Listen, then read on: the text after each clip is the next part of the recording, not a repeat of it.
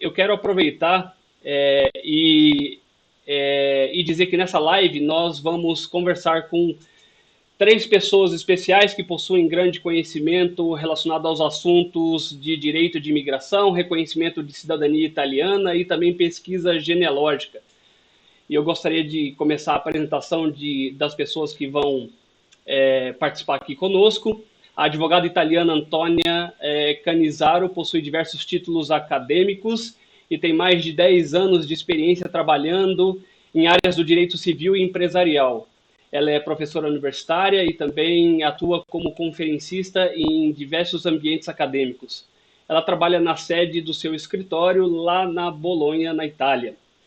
O advogado ítalo brasileiro Gabriel Hoff, ele também possui diversos títulos de pós-graduação e tem 15 anos de experiência trabalhando em vários ramos do direito público e privado.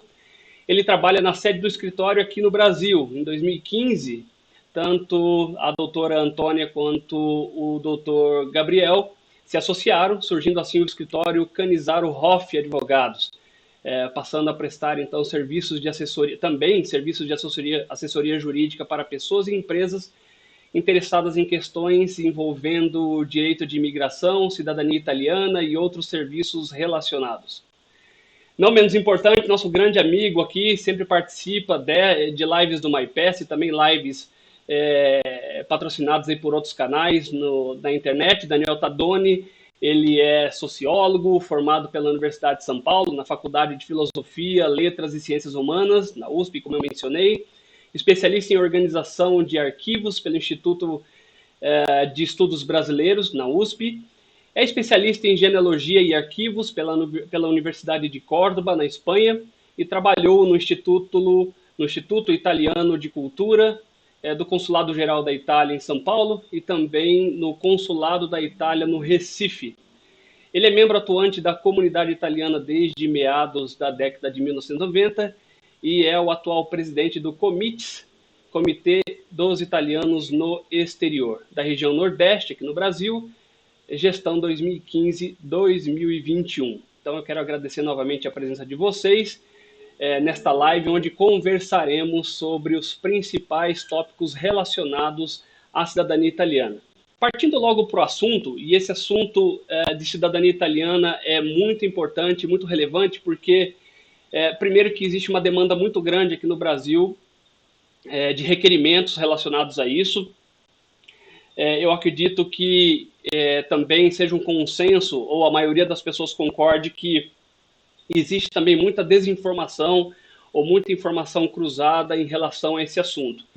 Ô Daniel, pegando esse gancho aí, e você que está envolvido na comunidade de forma mais abrangente, inclusive nas comunidades online, eu sei que são coisas distintas muitas vezes, porque os objetivos são distintos também, mas no Brasil, a pessoa, independente de cidadania ou não, quais são os recursos que ela encontra aqui no Brasil para se inteirar mais da cultura, aprender idioma? Existe algum tipo de projeto ou programa espalhado pelo Brasil que auxilia as pessoas aí a ter um contato maior com a cultura italiana? Então, infelizmente, do ponto de vista da Itália como política de Estado da Itália, né, ou seja, isso infelizmente não existe, né? A Itália, na minha opinião, isso não é de hoje, né? Isso vem há muito tempo, e aí vai uma opinião pessoal, bem que fique claro, né? Não é isso não está ligado a nenhum outro tipo, é a minha opinião pessoal do que eu observo, né? A Itália perde muito em não investir nos descendentes, mas obviamente naqueles que se demonstram interessados, né? Então, eu acho que a Itália ganharia muito se pudesse, de alguma forma, proporcionar para esses descendentes que estejam interessados uma reaproximação à Itália com políticas de Estado.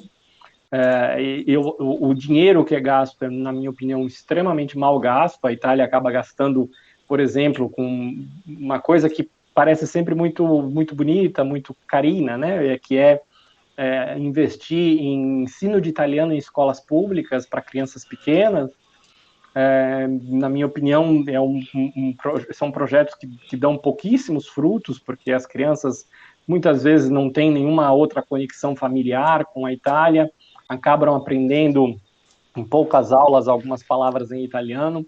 Isso não planta as sementes de fato férteis, não tem um terreno fértil. O terreno fértil, na minha opinião, seria justamente outro, que é para os descendentes poder selecionar pessoas mais interessadas, pessoas que sejam capazes, etc., para poder, por exemplo, proporcionar experiências de estudo na Itália durante um determinado tempo e etc. Isso, infelizmente, não acontece. O que acontecia no passado não acontece mais.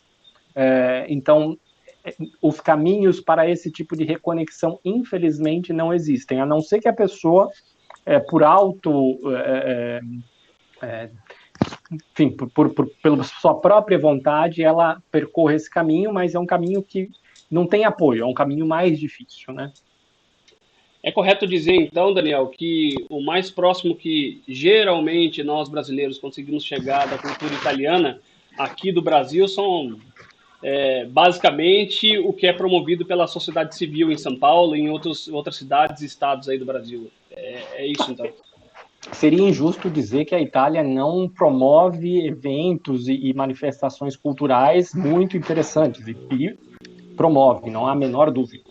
Ou seja, não é que não se gaste dinheiro com mostras de cinema, com mostras de arte, isso com certeza, mas isso é para a população em geral, porque a Itália faz isso na China, a Itália faz isso em qualquer país, independentemente de haver ou não uma população de origem italiana local, né? O que eu digo que não existe no Brasil, como também não existe na Argentina ou nos Estados Unidos, é um programa específico para descendentes italianos que queiram, de alguma forma, se reconectar. Ou seja, para um descendente de italiano é muito mais fácil estudar na Alemanha, na Espanha, em Portugal, nos Estados Unidos, do que estudar na Itália, que, além de tudo, tem um sistema universitário bastante pouco amigável, welcoming para os descendentes. Então, eu sei porque eu já vivi isso, né? Isso melhorou um pouco, mas eu fui, em 1999, fui estudar na Itália, fui tentar trilhar o caminho de fazer uma graduação na Itália, e as coisas não foram absolutamente fáceis, não tive nenhuma facilidade.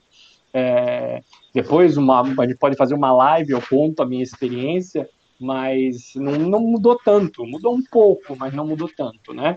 Então, eu acredito que se eu tivesse tido algum tipo de apoio institucional maior naquele momento, eu teria tido um trajeto diferente, né? O que não ocorreu. Então, eu acredito que para os descendentes, a Itália poderia fazer muito mais, e é um recurso precioso, na minha opinião, que a Itália acaba perdendo, né? Isso é uma coisa que eu já escrevi textos sobre isso, é uma ideia que a Itália tem há muitos e muitos anos de ter nos descendentes como antenas, como embaixadores culturais no mundo. Isso acaba se perdendo um pouco justamente porque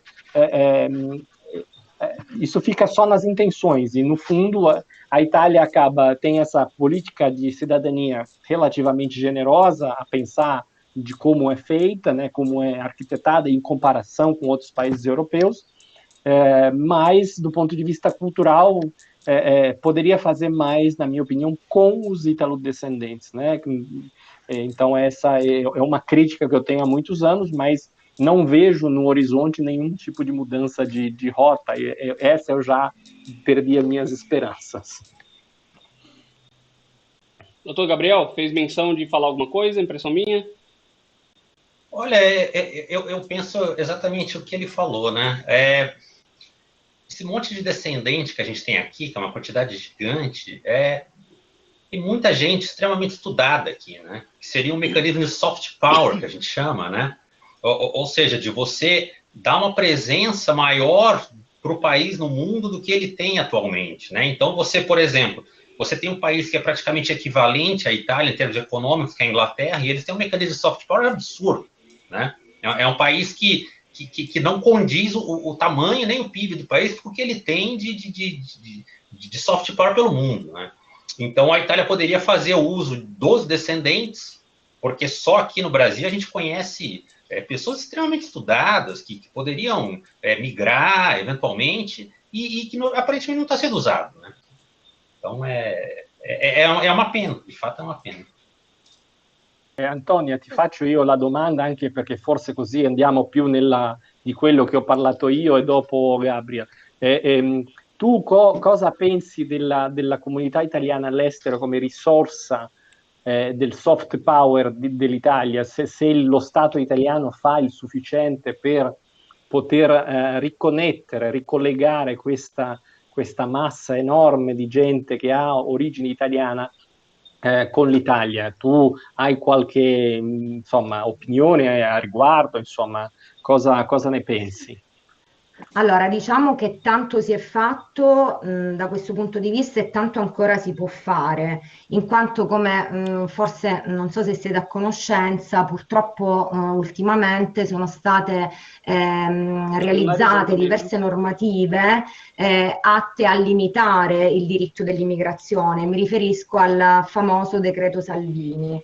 Tuttavia, nell'ambito della cittadinanza specifica, iure sanguinis, se ci sono state inizialmente delle problematiche perché si tentò di avanzare l'ipotesi di una limitazione nella discendenza e nella richiesta di discendenza, diciamo che ad oggi tale proposta assolutamente non è stata accettata, non c'è stata alcuna modifica, quindi i nostri connazionali all'estero possono stare tranquilli che il loro diritto di nascita è assolutamente riconosciuto e non verrà assolutamente in alcun modo limitato.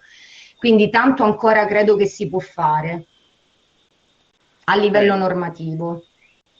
Na verdade, a doutora Antônia acabou falando mais sobre a questão da cidadania, né? Ou seja, que houve limitações na questão do direito à imigração e dos direitos dos imigrantes na Itália, o famoso decreto Salvini, né?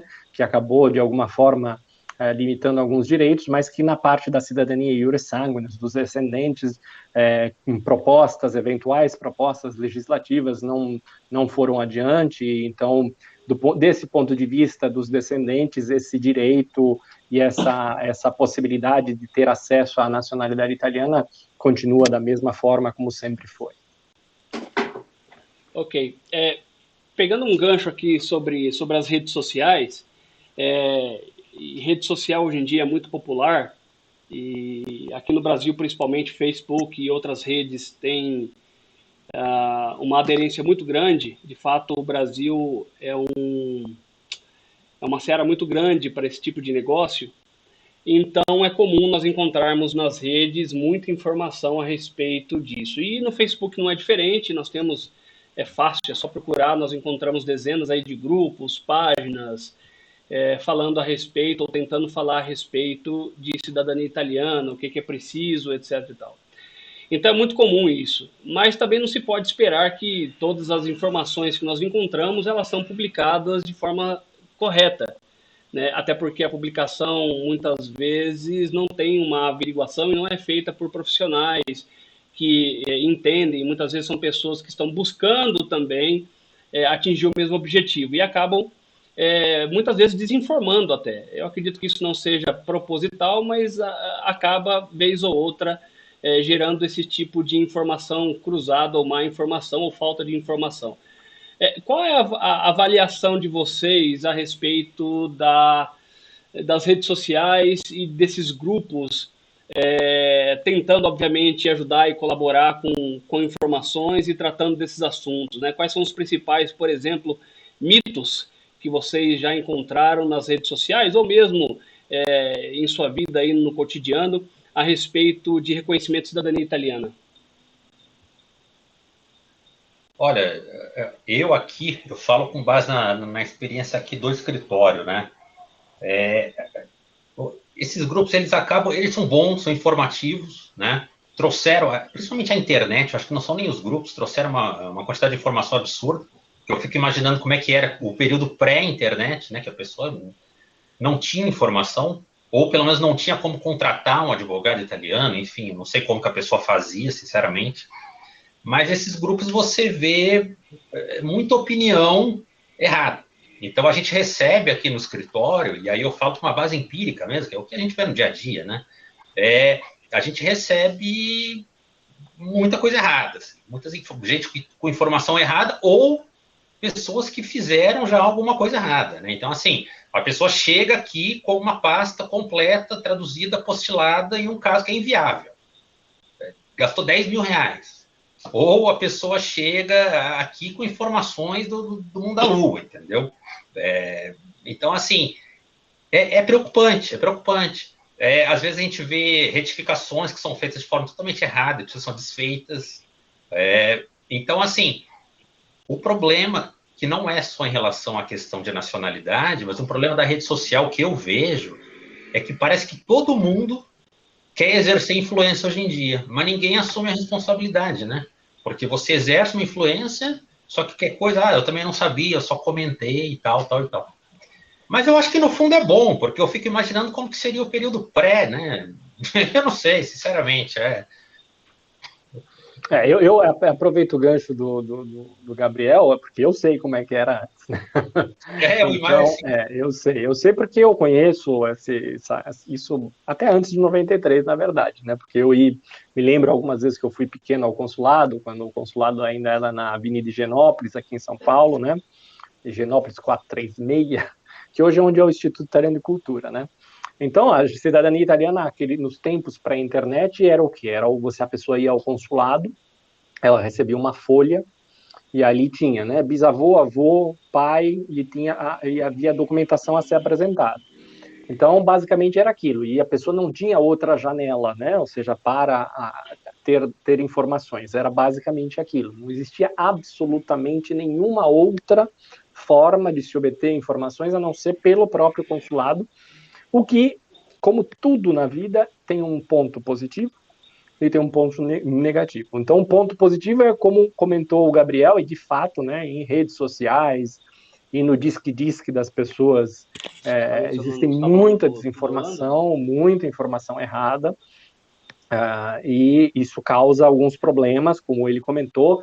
As pessoas, às vezes, também falta um pouco de ter um pouco de bom senso, justamente porque ele diz, olha, a pessoa vai lá, traduz tudo, apostila tudo, e ninguém de fato observou aquela documentação para dizer, não, calma lá, isso aqui, né? Então, isso acontece bastante. Mas o ponto negativo é que o que o consulado dissesse era uma verdade real, né? Não havia outra forma de fazer. Exatamente. Então, existiam muitos mitos. Primeiro, assim, o primeiro mito que existia nessa área pré-internet era que só podia pedir até o bisneto. Aí, se a pessoa não fosse trineto, ou seja, fosse só o seu trisavô, o pai do bisavô, fosse italiano, o bisneto tinha que pedir antes. Então, isso, por exemplo, era um mito. Outro mito era o seguinte, que todos os nomes tinham que ser retificados, a não ser que fosse uma diferença de uma letra. Aí eu falei, um dia eu perguntei, mas onde está escrito, em que lei que tem que ter a diferença de uma letra? Né? Então, assim, eu acho bastante curioso, né? Mas isso era tema corrente, né? E o consulado também fazia das suas, os consulados em geral, com algumas informações do que podia, o que não podia, e a pessoa só dependia daquilo. A minha opinião sobre redes sociais é que, em geral, faz mais mal do que bem, né? Faz mais bem do que mal. O problema é justamente as pessoas terem o bom senso de serem capazes de filtrar essas informações, entenderem quem é que parece estar dizendo algo com propriedade, não. Mas é difícil, de fato, para a pessoa que está navegando pela primeira vez nesse mundo, saber discernir uma coisa da outra, né? Então, a pessoa tem que consumir com moderação a rede social para tudo, né? Ou seja, isso não é só no tema da cidadania italiana, é no tema de qualquer coisa.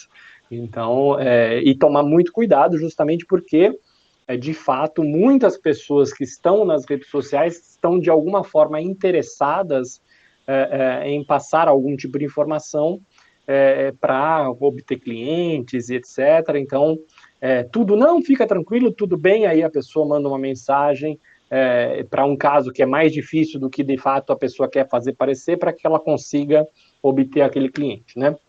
Então é isso. Se vocês me permitirem, Antônia, non so se hai capito cosa ne pensi appunto dei gruppi WhatsApp, Instagram, Facebook, per quanto riguarda le informazioni. Non so se tu fai un po', se osservi un po' questi gruppi per vedere se le informazioni sono certe oppure no. Cosa ne pensi, no?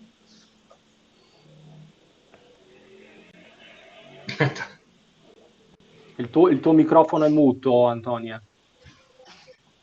Ecco, Mi adesso sentite sì. ora? Sì. Allora, come ho anticipato prima, io credo che chiaramente i gruppi, i social network siano importantissimi ormai in un mondo così digitalizzato. Quindi anche per noi professionisti è un veicolo di informazioni per i clienti. Tuttavia non credo al contempo che sia sempre utile, perché non sempre troviamo delle informazioni corrette o eventualmente sono diciamo pubblicate, date in maniera distorta, magari da non proprio coloro che si occupano della materia, quindi creando veramente tanta confusione. Noi spesso ci troviamo, noi avvocati, a dover ripartire da zero, quindi accompagnare il cliente, non aiutarlo, ma proprio accompagnarlo fin dai primi passi. Quindi è veramente un lavoro che è quasi una crescita, si prende un bambino e lo si cresce, lo si accompagna, quindi dei primi passi della ricerca documentale, spiegare quando va richiesto un documento, mi riferisco ad esempio all'atto di nascita dell'ascendente italiano, presso la curia, quindi presso la parrocchia, presso lo stato civile, quindi accompagnare diciamo, il richiedente, il cliente in tutto questo percorso proprio perché spesso i social network non sempre aiutano ma confondono. Certo, se me permite, assim eu já faço a tradução também. Então, ela basicamente tem uma opinião muito semelhante à minha e do Gabriel, que é importante o fluxo de informações pela internet, mas que obviamente também isso causa alguns problemas, que ela na prática diária, como também o Dr. Gabriel apontou, muitos chegam com informações desencontradas, incorretas, e que o escritório acaba tendo que, como acompanhar, fazer esses primeiros passos, pegar na mão a pessoa desde lá, como se fosse uma criança, e fazer desde o início para conseguir obter o documento do ascendente nascido na Itália, e fazer todos esses passos, porque a pessoa acaba, ou porque de fato ela provavelmente não tem essa informação, ou porque ela encontrou informações tão desencontradas que é necessário começar do zero, né? Ou seja, da capo.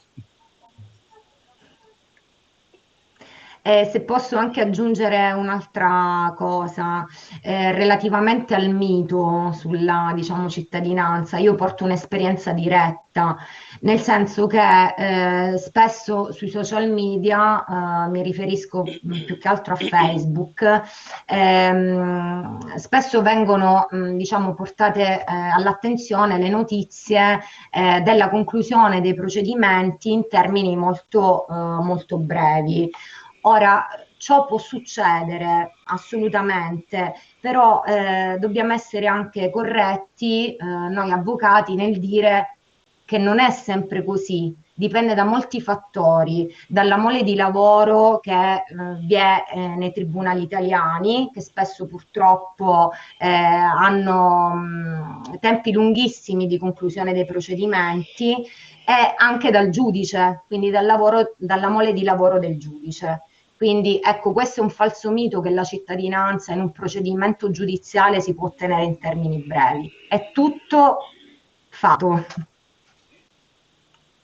Basicamente, agora a doutora Antônia acaba entrando num ponto que talvez o Rodrigo queira abordar daqui a pouco, agora, não sei, que é sobre a questão do processo judicial, né, de reconhecimento da cidadania, que é uma das formas de se obter a cidadania. Então, ela quis adicionar essa desinformação que ocorre na internet, esse específico elemento ligado ao reconhecimento judicial da cidadania italiana, que corre no Tribunal Civil de Roma, né, que talvez seja interessante até explicar para o pessoal que nos segue depois, especificamente essas formas de reconhecimento. Então, ela quis adicionar a essa desinformação que ocorre na internet a divulgação por algumas pessoas de processos judiciais que são concluídos em tempos brevíssimos, e que pode acontecer, e de fato, como na justiça brasileira, né, alguns terminam rapidamente, e às vezes na mesma vara, um processo muito parecido tem um tempo de conclusão 3 vezes superior. São coisas que podem variar de acordo com diversos fatores, como o juiz, como às vezes o juiz que depois a ação recolocada na mão de outro juiz, e tantas outras vicissitudes e situações do processo judicial. Então a pessoa, acredito eu, que acaba chegando, tipo, olha, mas fulano, tal pessoa conseguiu em 13 meses, eu quero que isso aconteça em 1 ano e pouco, porque eu preciso disso, a fulana prometeu, e obviamente que na realidade esses tempos brevíssimos são mais raros. O mais comum justamente é que eles se concluam na média e não nos tempos brevíssimos, que acabam, como a doutora Antônia disse, sendo um mito, né? Porque a exceção não é a regra. Muitos desses erros acontecem, claro, antes, né, no processo talvez de pesquisa, ou então informação de como aplicar determinada alteração, enfim. O que essa pessoa ela pode fazer para evitar, por exemplo, cair em pegadinhas, por exemplo, que vão gerar o problema que o Dr. Gabriel mencionou, ou seja, chegar lá na frente e ter que refazer tudo por conta de um ou outro detalhe? Olha, na minha percepção, a pessoa deve seguir o básico, né? O básico é o quê? Converse com alguém da família. É o melhor início, né? Converse com alguém, tenta construir uma árvore. Segundo momento, tira a certidão, expedição de certidão interteor. Vai lá, vai trabalhando. Depois, existem sites por aí. Em determinado momento, você monta uma árvore e aí você conversa com alguém, ou você aí tem que expedir. Uma hora você vai ter que acabar expedindo as certidões. E aí, depois você junta tudo isso e leva para alguém que tem um conhecimento, seja um advogado, ou mesmo alguém que não seja formado na área jurídica, mas que tem um know-how, e ver se o caso é viável, né? Ver se o caso é viável. E principalmente a questão das retificações, que hoje em dia uma coisa que eu vejo percebendo, que ultimamente eu estou vendo, é o seguinte: todo mundo agora quer retificar por conta própria, né? A retificação administrativa, uma iniciativa boa, mas o problema é que é pouco regrada, ou seja, cada cartório fala uma coisa, tem cartório que faz tudo, que troca nome de pessoa viva sem pedir uma certidão. Uma coisa absurda. Eu já vi casos aqui de pessoas que viraram praticamente outra pessoa sem dar uma certidão de protesto. Uma coisa que vai totalmente contra a segurança jurídica. E tem cartórios que se recusam a fazer uma retificação administrativa. Ou seja, esse é um problema do direito administrativo como um todo, né? Ele é muito pouco normatizado, assim. Então, ele é baseado em princípios. O princípio da continuidade, mas cada um aplica do jeito que bem entende, né? Então, a gente tem esse tipo de problema. Eu acho que procurar um profissional sempre é bom. Outra coisa que eu percebo também, ultimamente, é que parece que está havendo um boom, uma explosão da história do registro tardio, né? Agora, todo mundo quer fazer um registro tardio.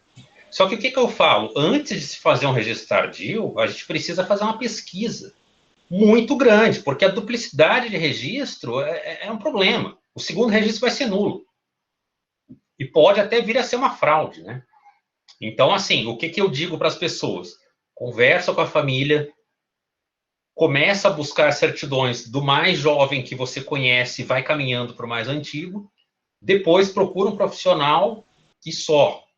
E aí larga na mão, e o segundo passo, aí ele te avisa como é que funciona.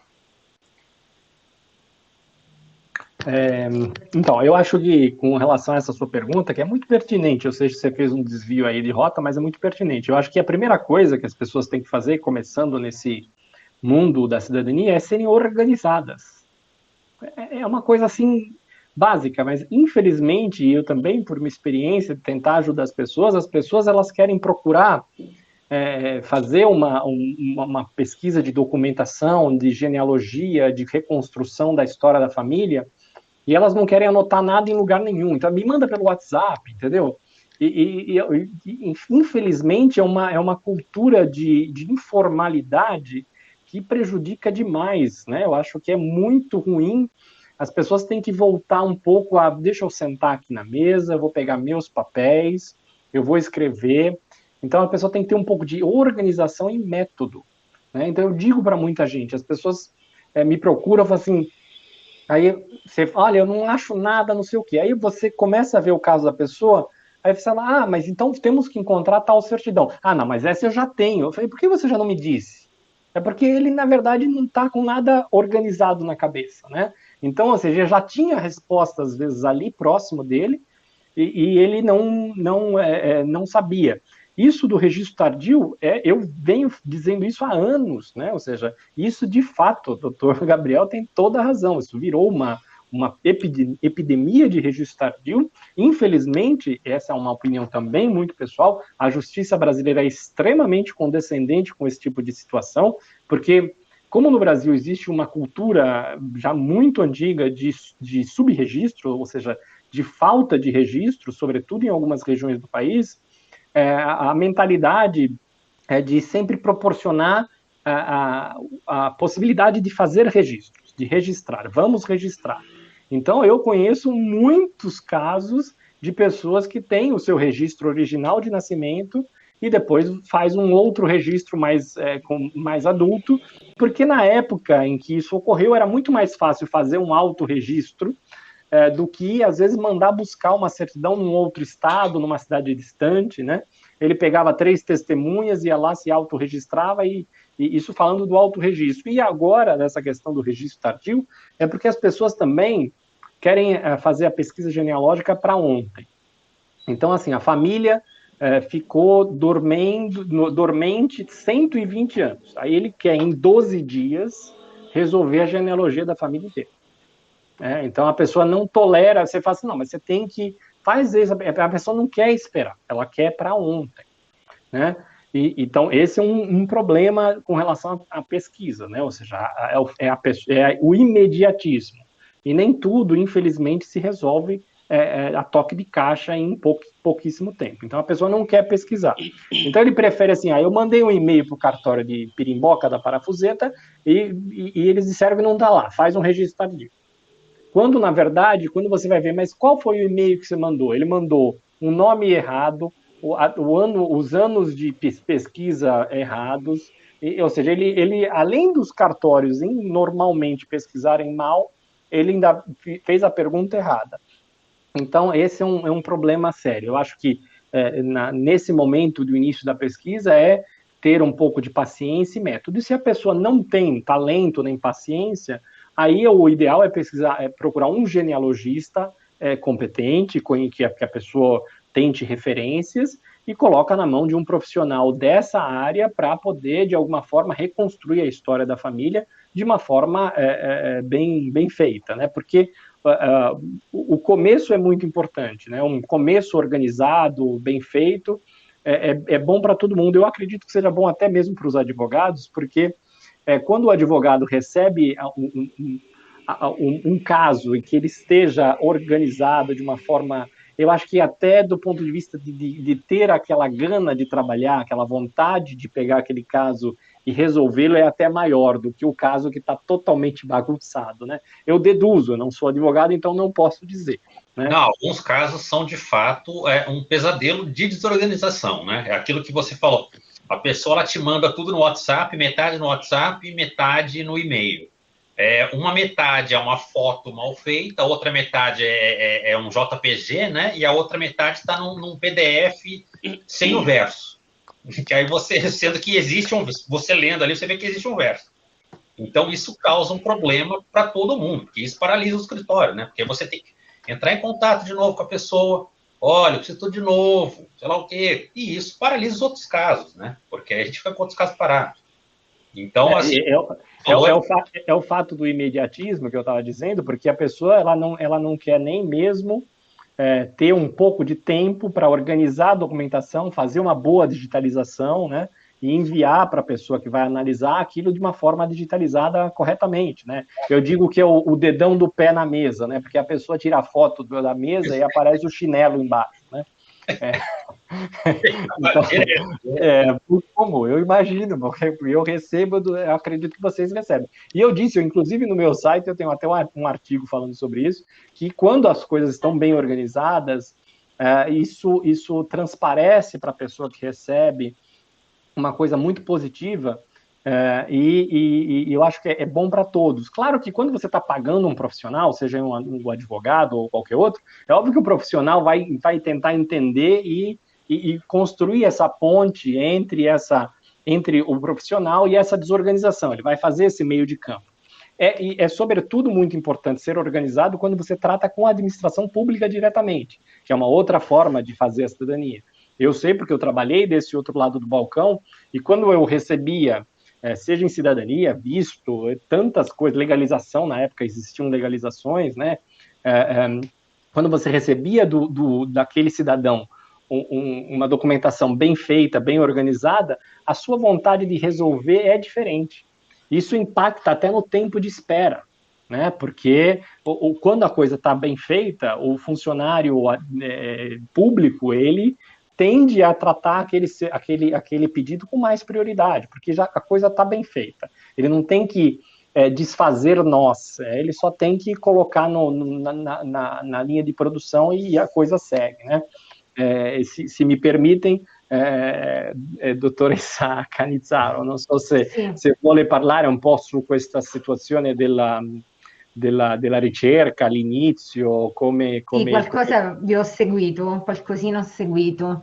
Sì, diciamo che sono d'accordo con i colleghi, nel senso che se c'è un buon lavoro preventivo da parte diciamo, del cliente, di chi si avvicina a questo diciamo, mondo, è più facile anche per noi professionisti, insomma, aiutarlo anche in tempi molto più brevi. Io con Gabriel, con il dottor Hoff, abbiamo tentato di utilizzare un metodo preventivo, nel senso che al primo contatto mail già stabiliamo in prima battuta quali sono quantomeno i documenti necessari, giusto per dare già un'idea, un primo contatto col cliente, così diciamo, far sì che possa effettuare una propria scaletta di documenti necessari e utili. Vuole tradurre? Ela ouviu aqui a conversa, entendeu boa parte e concorda, né, que esse início é importante, etc. A organização falou justamente dessa lista de documentos, né, que isso é importante ter esse segmento para poder ter um relacionamento entre o cliente e advogado mais profícuo, né? Eu acredito que eu possa traduzir dessa forma. Sì,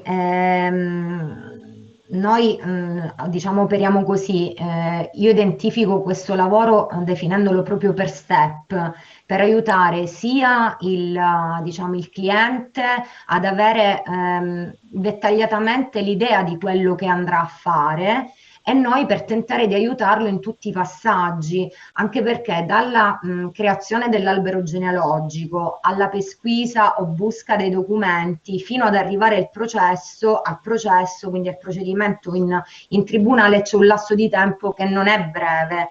Come spiegavo prima, alcuni documenti relativamente agli ascendenti italiani, che sono ovviamente importantissimi, sono la pietra miliare da cui poi parte diciamo, la discendenza, spesso vengono rintracciati nelle parrocchie, e spesso le parrocchie in Italia non hanno mezzi telematici, quindi bisogna contattare più e più volte al telefono, quindi anche noi diciamo professionisti che offriamo comunque questi servizi ci dobbiamo armare di pazienza, quindi stessa cosa di contro deve essere consigliata ai clienti.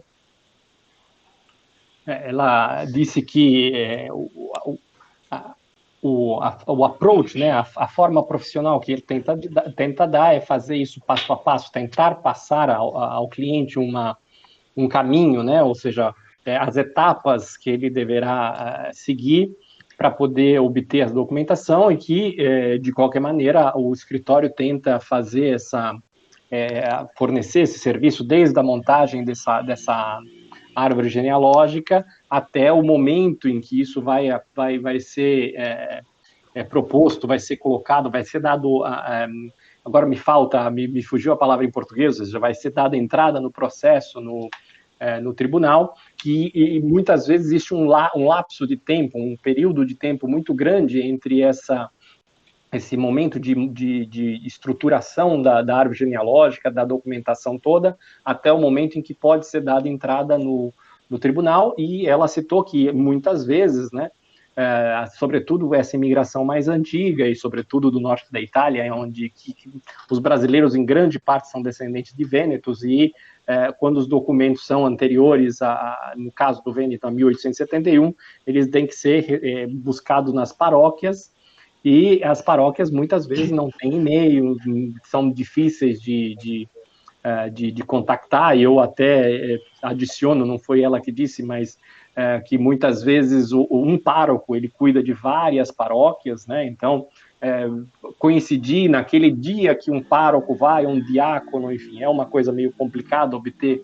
documento paroquial, e que, de qualquer maneira, eles também oferecem esse serviço, mas que é importante, né, de qualquer maneira, essa organização, para poder ter um processo judicial bem feito, bem montado, e, obviamente, é alguma coisa que eu adiciono também, que um processo bem estruturado é a receita principal para o sucesso dele depois, né? Então, o que cabe, sobretudo, aos profissionais guiarem os clientes para que seja, de fato, atingido esse nível di qualità, né?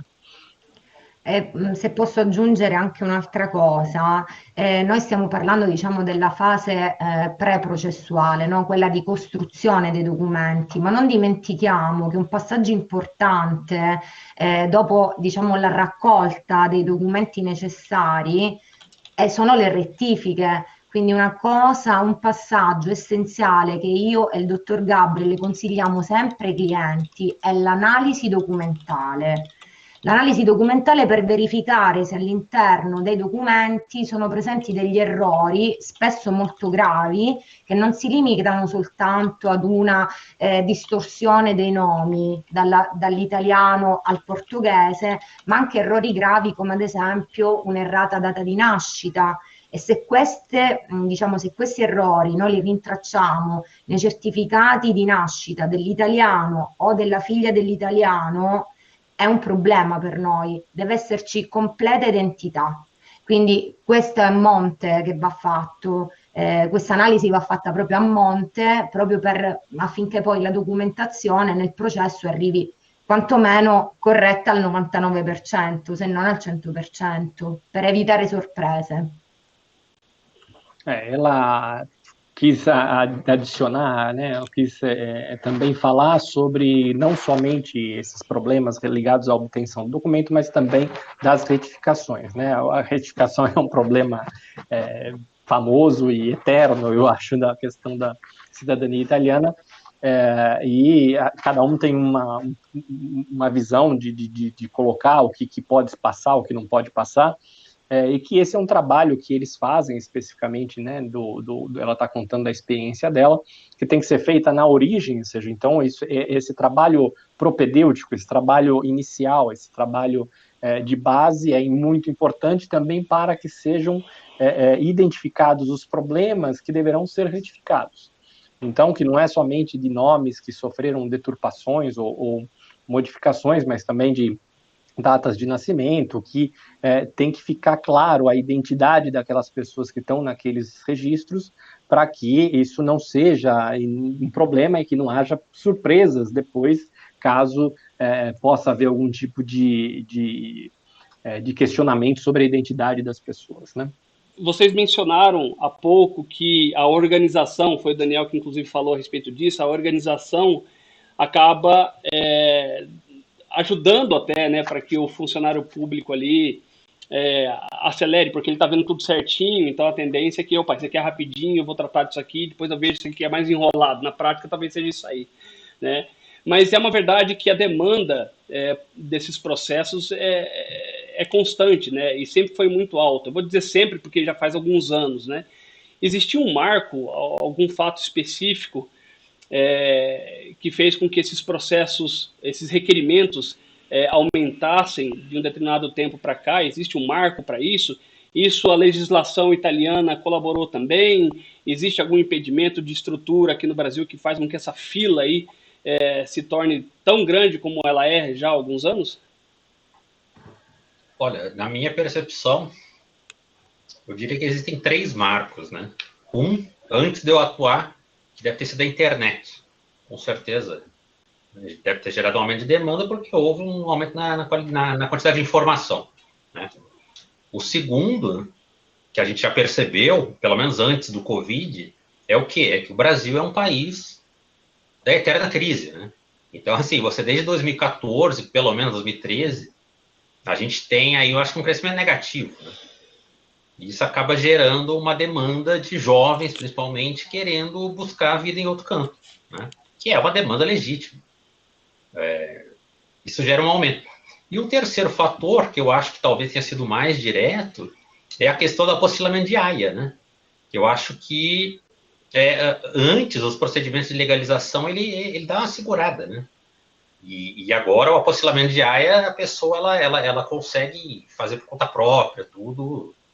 Então acho que acabou tirando uma demanda que era represada antes, né? Eu diria que talvez esses 3 é o que eu observo, Gabriel, né?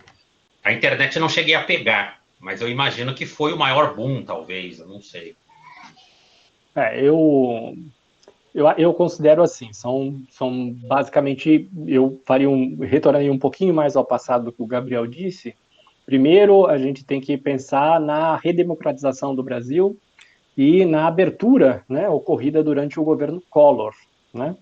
Ou seja, o Brasil era um país na década de 80 bastante fechado, seja do ponto de vista comercial e até, de certa forma, do ponto de vista cultural, né? Então, com a abertura que houve econômica no governo Collor, etc., até a própria classe média brasileira começou a ter mais acesso ao exterior, né? Porque as viagens ao exterior antes dessa abertura ali do governo Collor era uma coisa assim de classe média alta e ricos, né?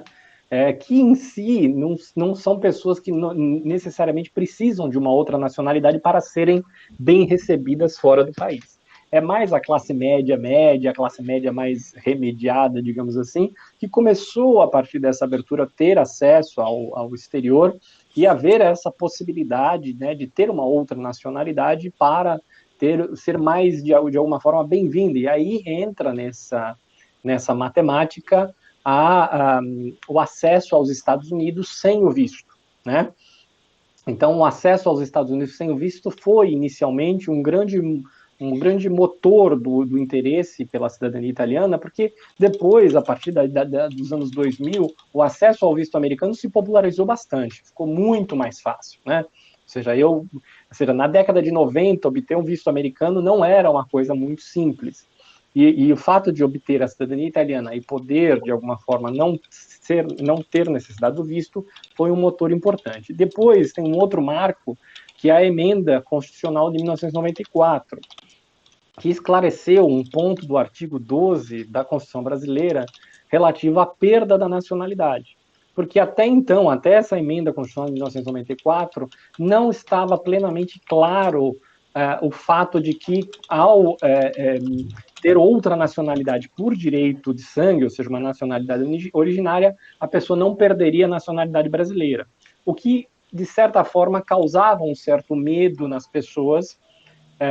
Então, em 1994, isso foi finalmente resolvido. Depois, ou seja, é justamente uma cadeia de acontecimentos. Nós falamos ali a partir de 98, 99, mais ou menos, a internet se populariza no Brasil e as pessoas passam a ter conhecimento da cidadania italiana sem ter o filtro do consulado e, sobretudo, sem necessariamente morar perto de um consulado, né? Porque você imagina pessoas no interior do Brasil, interior do Rio Grande do Sul, interior de São Paulo, etc., elas muitas vezes estão muito distantes do consulado, então a internet abre uma janela para esse mundo da cidadania que simplesmente não existia. De fato, do ponto de vista numérico, é o fator mais importante. Ou seja, foi a internet que expandiu esse conhecimento e muita gente passou a pensar, poxa, mas eu tenho um ascendente italiano, talvez eu possa obter essa nacionalidade, e não apenas com conhecimento relacionado à cidadania, mas também com a disponibilização de recursos genealógicos que permitem às pessoas terem acesso aos documentos, que não existiam antes. O Family Search, como, digamos assim, um repositório mais comum, tem um papel muito importante nisso, porque muitas vezes essa pesquisa genealógica era bastante mais complexa antes da era da internet. Então, as pessoas têm mais facilidade em obter, mais facilidade de falar com os cartórios, né? Porque a doutora Antônia citou que na Itália as paróquias muitas vezes não são fáceis de serem contactadas por não terem e-mail, etc. E no Brasil, quem começou e há mais no tempo atrás, a grande maioria dos cartórios nem telefone tinha. Então, isso eu estou falando do interior de São Paulo, não estou falando do interior do Piauí, tá? Eu estou falando do interior de São Paulo. Tem uns que não tem, só para deixar... Não, em alguns locais não tem. Mas hoje em dia, por exemplo, no interior de São Paulo, é muito raramente um cartório não tem um e-mail. Ou seja, para começar, hoje em dia já tem o CRC, que é o sistema integrado aí de cartórios, as coisas nem se compara ao que era. O cartório de Mococa, para dar um exemplo, entendeu? Lá nos começos dos anos 90, ele não tinha nem telefone.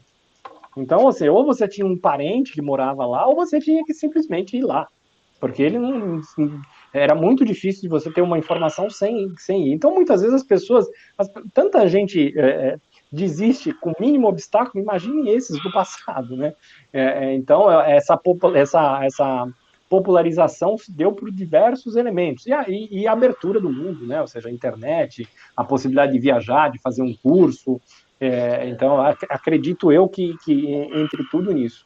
E não sei se a doutora Antônia precisa de tradução ou se entendeu come lei pensa, come tu pensi che sia stata il motore principale dell'interesse per la cittadinanza italiana. Insomma, non so se hai qualcosa da aggiungere.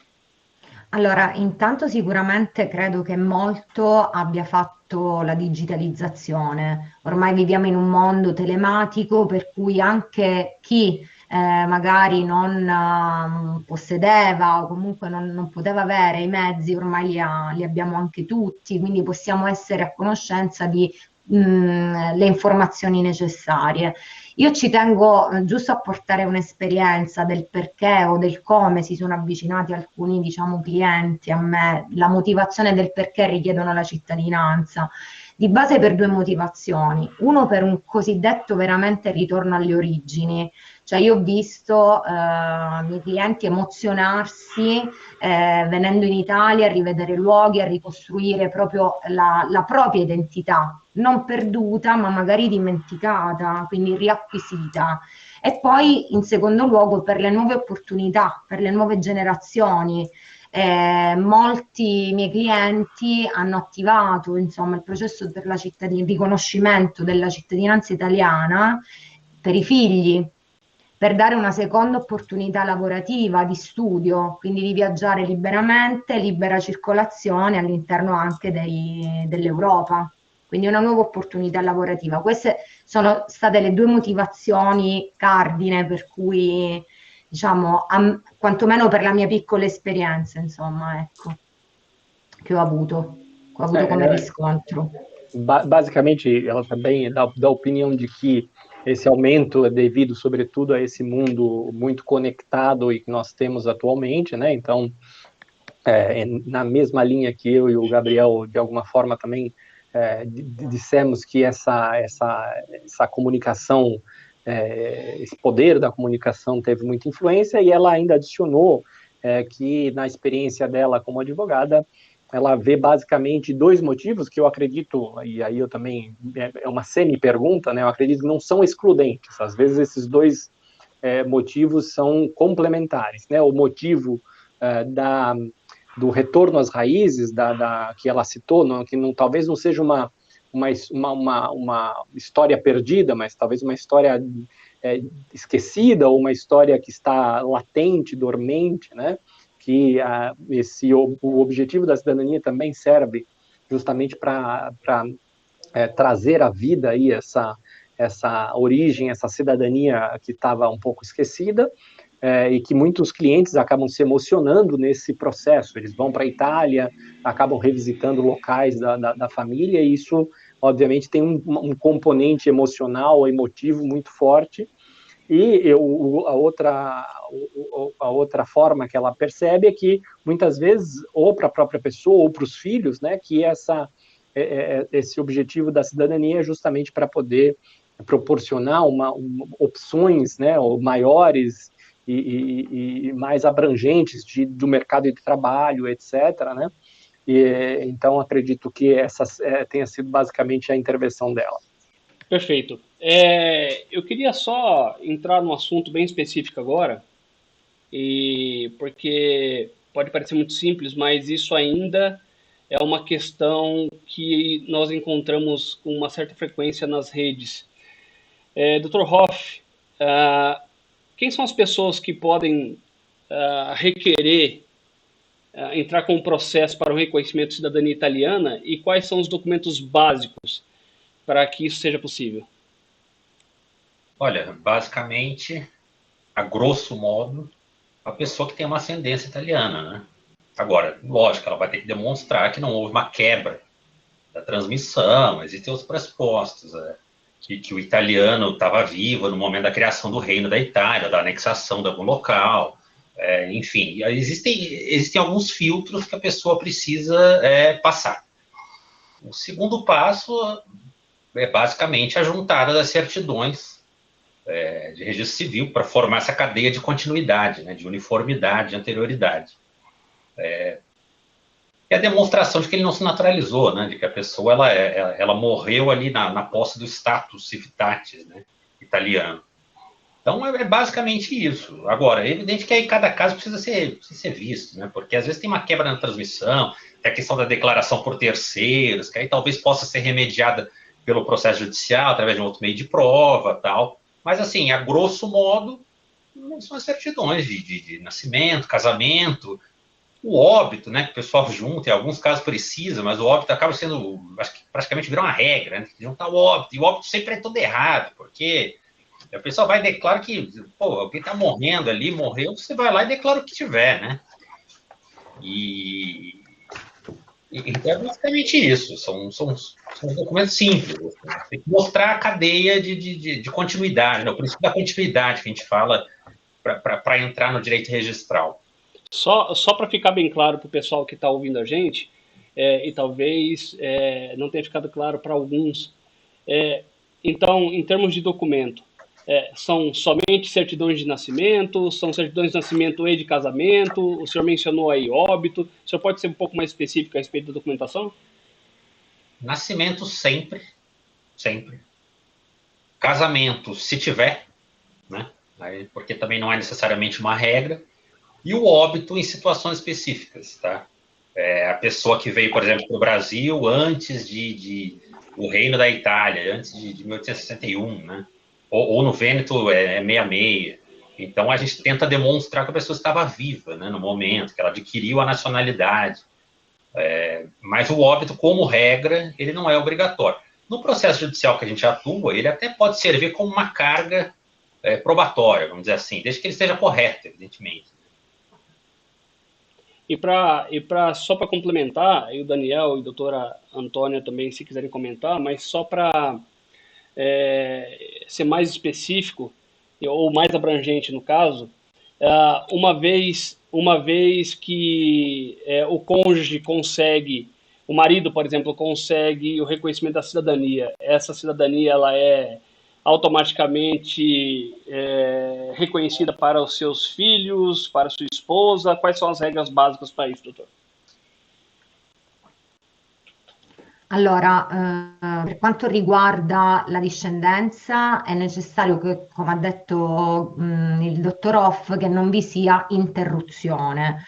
Quindi ciò che è necessario presentare sono i documenti di nascita e di matrimonio partendo dall'ascendente italiano nato in Italia, il primo ascendente italiano, fino a tutti i richiedenti.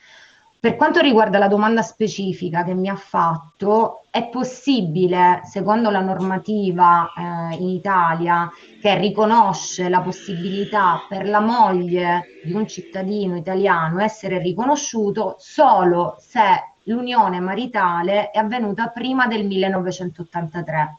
Quindi può trasmettere nella linea di discendenza l'italiano, figlio di italiano, alla moglie solo se il matrimonio è avvenuto in questo arco temporale, cioè prima del 1983. Per quanto riguarda gli altri discendenti, nessuna question. Ovviamente se è provata la discendenza mediante prova documentale, perché ormai il processo che noi presentiamo è basato solo su prove documentali, quindi atti di nascita, matrimonio, certificato negativo di naturalizzazione, perché bisogna dimostrare che l'italiano non si è mai naturalizzato volontariamente cittadino brasiliano e quindi non ha bloccato la trasmissione, e l'obito dell'italiano, quantomeno la morte dell'italiano. Quella è necessaria presentarla in giudizio. A doutora Antônia, ela obviamente segue o que o doutor Gabriel disse, né? Então, basicamente, que do ponto de vista dos descendentes, é importante que se demonstre que não houve interrupção, né, da linha de transmissão do italiano, né, normalmente nascido na Itália, até... há exceções, né, porque às vezes o italiano pode ter nascido em Marsella, etc.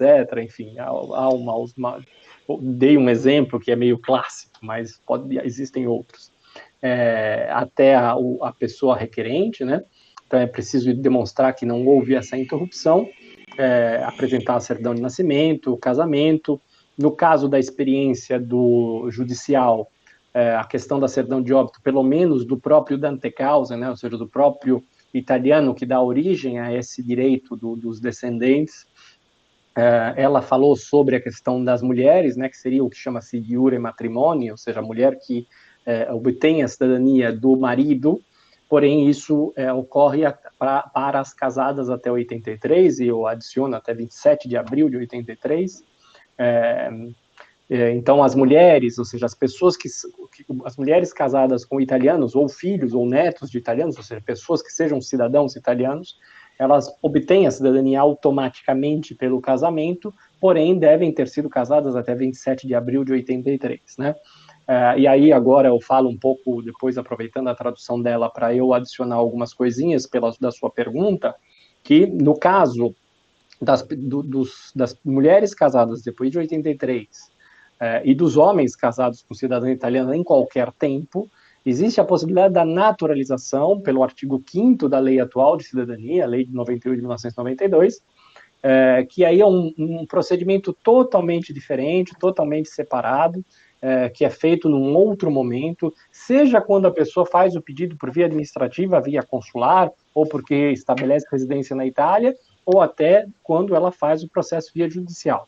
Primeiro é feito para esse descendente, seja ele homem, seja ele mulher, e depois o cônjuge, que pode ser até cônjuge do mesmo sexo, depois das modificações que ocorreram, se não me engano, em 2016 na Itália. O processo de naturalização, ou seja, é uma concessão de nacionalidade, é um processo diferente, né? Não é um reconhecimento, não é uma atribuição, é uma concessão que se opera em uma forma completamente diferente e deve ser pensada em outro momento. Porque, infelizmente, isso é a minha adição, não é o que a doutora disse, aí eu não sei se ela compartilha, muitas vezes as pessoas, elas afoitas, o imediatismo, né? Elas querem, não, mas meu marido, calma.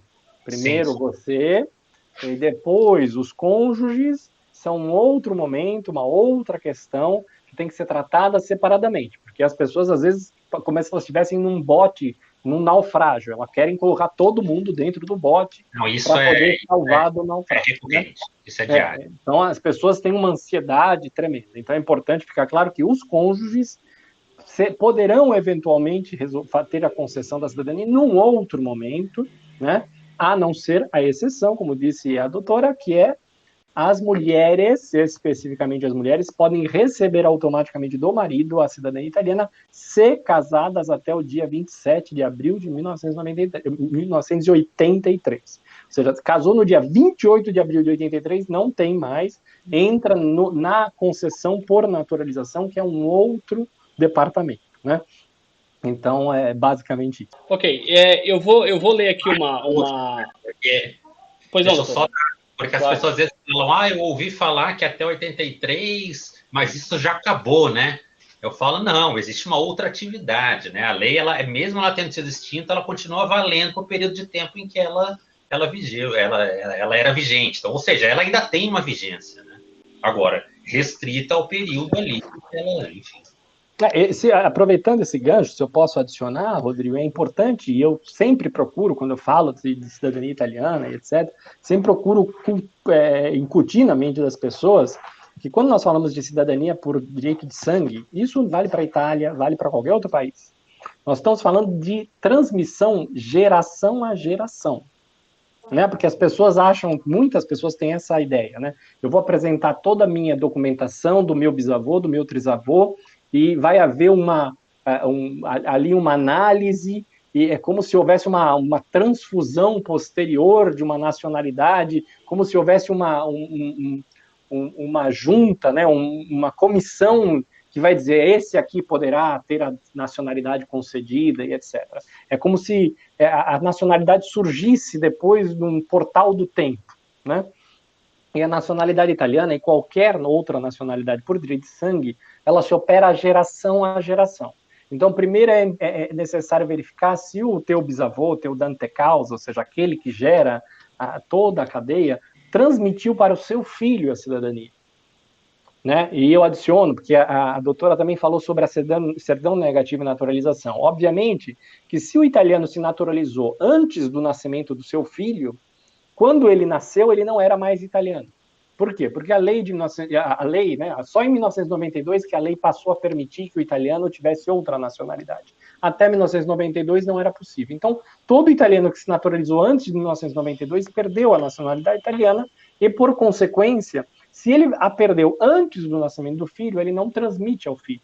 Porém, se ele se naturalizou depois do nascimento do filho, ainda assim será possível, porque quando o filho nasceu, ele era italiano e transmitiu essa cidadania ao filho, né?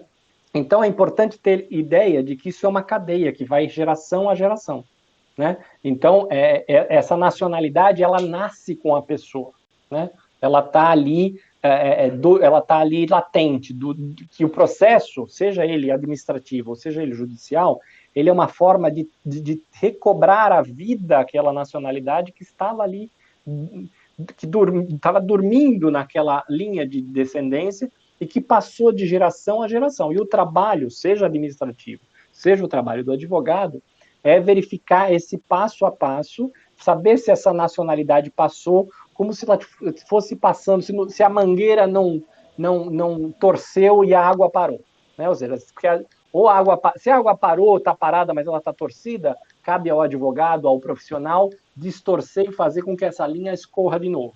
Agora, se houve naturalização ou alguma outra coisa muito rara, e cortou essa mangueira, aí acabou, né? Ou seja, essa linha de descendência, ela seca e não existe mais.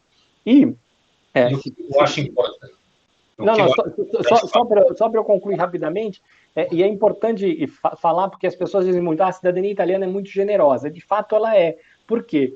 Porque as tesouras que cortam essa mangueira, onde escorre essa água, esse sangue, são muito específicas, muito raras, né? Uma delas seria a naturalização antes do nascimento dos filhos.